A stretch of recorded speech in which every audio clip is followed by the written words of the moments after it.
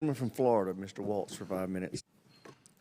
Thank you, Mr. Chairman. And I want to caveat my question to say, look, if the Ukrainians are bravely willing to do the fighting and dying and asking us for the beans and bullets, that's a policy we should support. We should have done it much faster and before the war to actually establish deterrence, and that our smaller European allies are truly stepping up, the Baltics and Poland in particular. However, when you look at this chart, and when the American people see the disparity in how much the United States is providing, and then how much large economies, 46 billion versus Germany, 2.5 billion, versus Italy, 700 million, less than $1 billion, France, which is 4 times the size in terms of their economy of Poland, even less than that. Mr. Secretary, I know you've had a lot of meetings, a lot of engagement. We can dispense with that.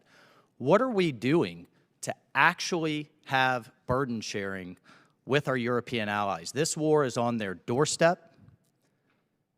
The Germans have already backed away from their 2% commitment. What are we doing to actually get them to step up to the plate? And would you call this burden sharing? Would you call this fair if you were an American taxpayer? Well, again, we're going to do everything that we can to make sure that Ukraine is successful. But what we will continue to do is continue to engage at all levels, you know, my level, Secretary of State, President, and to encourage. But the engagement, Mr. Secretary, according to actual metrics, isn't effective. And what I think, when I talk to my constituents, the American people, about continuing support for as long as it takes, as the President say, they ask me this question: what the hell are these large economies doing, the Germans in particular, to step up? The EU economies together are the same size as the American economy, right? I mean, they're roughly the same size. So do you think it's fair for them to question whether this, for the American people to question whether this is true burden sharing? Number one. And number two, how many countries now have lived up to their 2% commitment, despite years and years of engagement? How many out of the 30 NATO countries have lived up to their 2% GDP? I don't have the current. It's 7. Yeah. 7 out of 30. That's pathetic. So I think it's reasonable for the American taxpayer to be sick and tired of subsidizing European social spending. Point one. Point two, on cartels. Chairman Milley, you participated in Plan Colombia personally.